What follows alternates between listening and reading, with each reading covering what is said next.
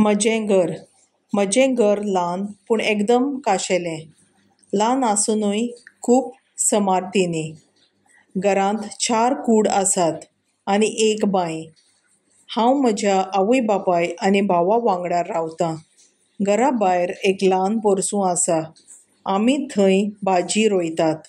घरांतलो म्हजो आवडीचो भाग म्हणल्यार म्हजी न्हिदपाची कूड. थंय म्हजीं खेळणीं आनी पुस्तकां आसात.